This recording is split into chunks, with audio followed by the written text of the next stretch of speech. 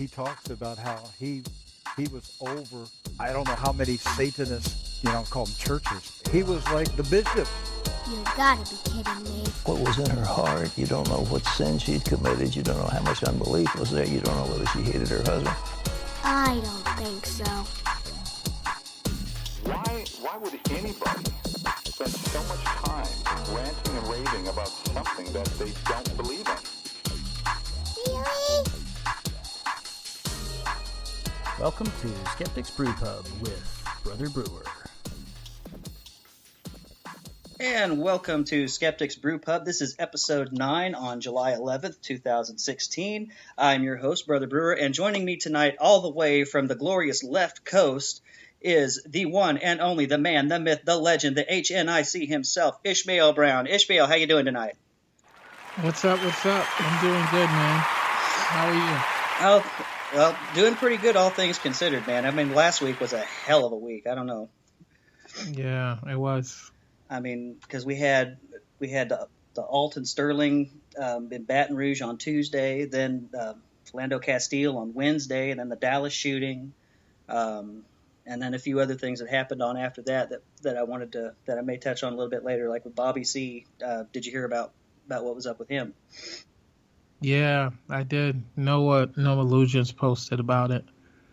Yeah, so I did read up on Bobby C. too. Yeah, so.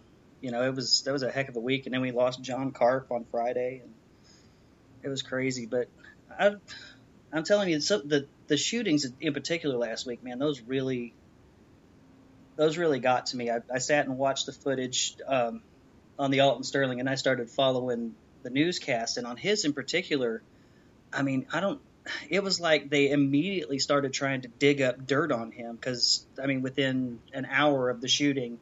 I think it was the Daily Caller had an article out that said 7 things to know about the Alton Sterling shooting, and it was all about his criminal record, what he had done, that he had, unpaid parking tickets, a whole 9 yards. It was nothing but that. And yeah, CNN used an old mugshot from 16 years. Mm-hmm. Yeah. I mean, and it just seemed like it was really biased on that end. It's like that has no bearing on what happened. I mean, I don't care if he was caught screwing donuts at the Krispy Kreme in public 20 years ago. That has no bearing on why those guys did that. Yeah. Why those cops did that. It just Well, welcome to being black in America. Like, the thing about it is the emotion I felt regarding these 2 shootings were more like people are finally seeing it, because this is how a lot of black people know how we're depicted. We've seen it. We've dealt with family members. We just have seen ourselves depicted in certain ways and seen ourselves vilified in the media and called thugs, which is the new nigger, if you ask me, and a lot of other people. So, I mean, yeah, black people being killed and murdered by cops have always happened in my life, but it's because there's now video that it's forcing other people to say, maybe what the cops say when they murder someone without a gun and say his hands went by his friggin' waist might not be true. Because what hurt me more was Tamir Rice, 12-year-old kid playing with a toy gun, killed immediately. Cops pull up in an open carry state. Cops pull up, murder him, and they get off. That hurt me so much because broke my heart. Around 12 was when I was when I learned to be afraid of cops. They would come in our neighborhood and honestly terrorize us. Mm-hmm. So this was terrible too, and it almost reminds me of in 2007, going on 2008, when we had the recession, and everyone was talking about how bad it is.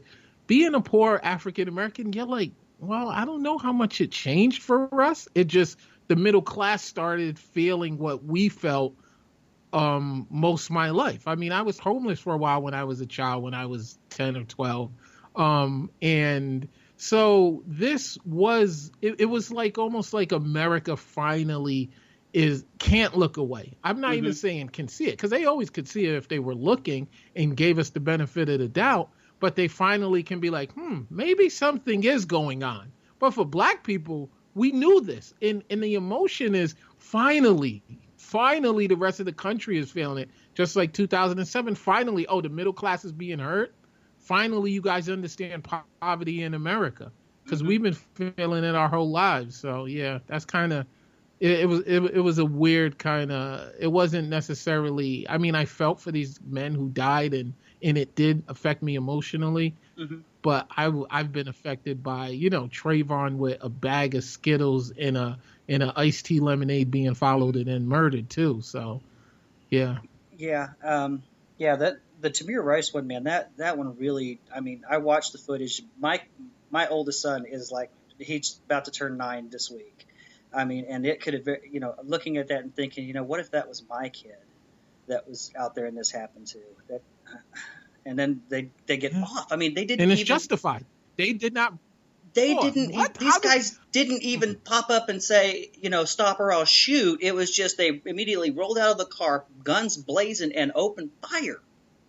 I mean, at least the footage that I saw. I mean, it was less than 30 seconds. Like the cop jumps out of the car and he immediately starts shooting. And if they were afraid of him, why did they get so close? Like, it doesn't even make sense.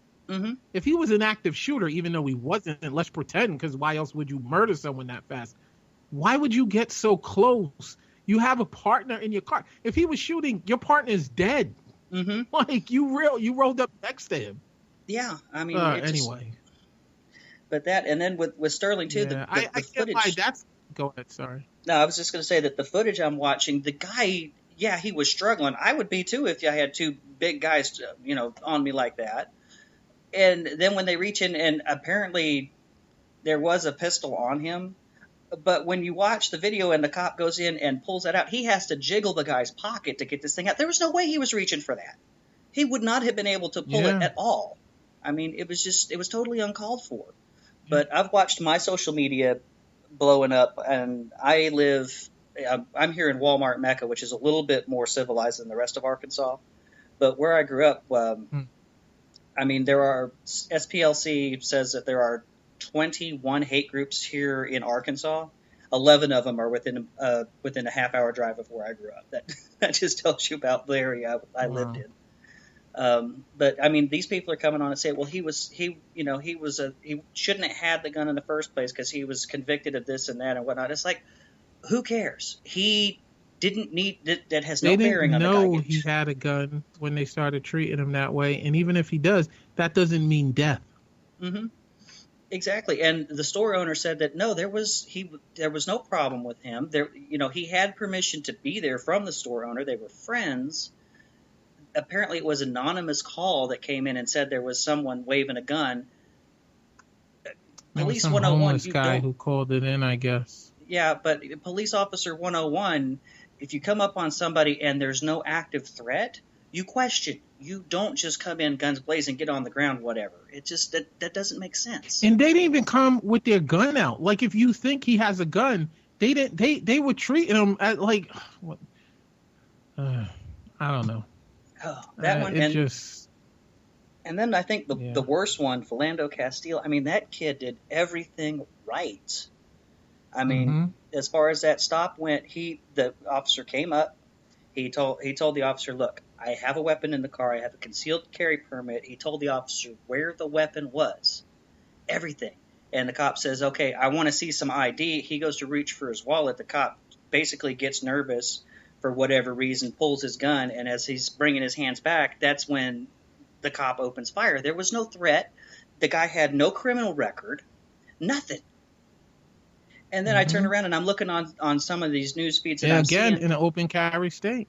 Yeah, and some of the news feeds that I'm reading, he's saying, I've actually seen people say, well, he looked like this such and such burglary robbery suspect that robbed a convenience store down the street. There was another one that showed a video of his girlfriend. I guess she was smoking a joint somewhere that she had posted, and they're like, again, trying to paint him as this character that the media is just trying to say that, it's like they're trying to separate people, and I don't get why they do that.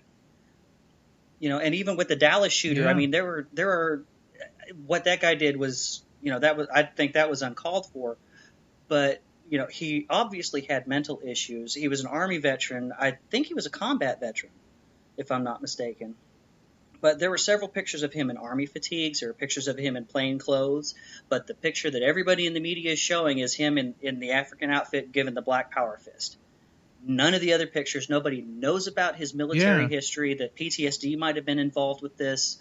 Nothing. Again, they're just trying to paint this whole picture of him being a criminal, and I don't get it. I mean, maybe you know something about it that I don't. It doesn't smell right. Just not to put too fine a point on it. It's called racism. That's what I know. It's called racism. It's called a narrative that has been always in this country. We are less than. We are to make them militant, just like they do with Obama.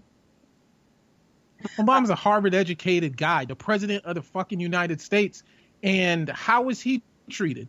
How is he seen? They have him in a dashiki. They have him in some Muslim clothing when he was like overseas to some country. Do you think some guy who the cops killed are not gonna be looked at? I mean, a guy who killed cops. And who, of course, they're going to make him as black and as militant as they can. They don't want to make him a patriot. They want to make him someone who fought for their country. They need to make him as the other, just like the president of all people. Is there any other country in this world where the president is seen as unpatriotic, is seen as not our president. like a sleeper who hates American values? It's this racist piece of shit country. I'm like, if the guy hates the Constitution, if he hates the Constitution, why the hell did he major in it? You know? Yeah. But I don't know. Like I said, I grew up in racist USA. I mean, the Tom Robb, who's the head of the KKK, or was the Imperial Grand Wizard, whatever, the KKK, actually lived like within 20 minutes of my house. And so I know that side of it, and I have fought like hell to break a lot of those stereotypes, and I don't understand why other people aren't doing the same. I mean, because it's all bullshit. It really is. I don't get it. I get it. It makes perfect sense. It can't be any other way. This country breeds that. We are there's no compassion here. There's racism. There's hatred. There's not. I'd be surprised if it wasn't that way. I really would. Like I said, the president is suspect. The president supposedly wasn't born here. The person who helped push that is now almost the president. Donald Trump, who has no qualifications. He's an idiot. He's barely articulate. Yeah. And he can be president because he's this. Because he's racist. Because he hates Mexicans. Because he hates Muslims. Because he thinks Barack Obama is not American. Our country ain't shit. Yeah. Listen, we want to talk about American exceptionalism. Are full of terrible feelings, terrible ideas, and a lot of hatred. It makes sense that it's this way. It really does. Yeah. Well, wasn't it George Carlin that said that, of course, we're such a violent nation, even our national anthem has rockets and bombs in it? I mean, exactly. I just keep hoping that, maybe one of these days reason will prevail. And I'm kind of getting some hope with the folks that are coming up after us, as with the millennials that are coming in, because it seems like they're less prejudiced. But then again, they're less bigoted. Yeah, but then again, too, knowing where I grew up, I have a hard time. I have a hard time hoping for the future. I really do. Yeah. But the other thing that I was wondering about on there, I stopped hoping a long time ago, to be honest. Go ahead, though. Sorry. Yeah. Well, I was going to ask you about how they managed to finally apprehend what was left of the Dallas shooter using basically RoboCop with the explosives on the police arm, just rolled it in there. I mean, I'm sorry, but that's got some really scary implications into it. I mean, we could just basically point. And they are proud about it. Oh. I mean, basically, what's next? We could have little Johnny's, truant from skip school. Let's fly a drone out there and see if we can find where he is, or if what's to stop the police next time from doing like Obama's been and and other presidents before him when we had this technology going in and bombing American citizens with drones in foreign countries. What's to stop the police Exactly. force No here due now process. from doing the same Yeah. thing?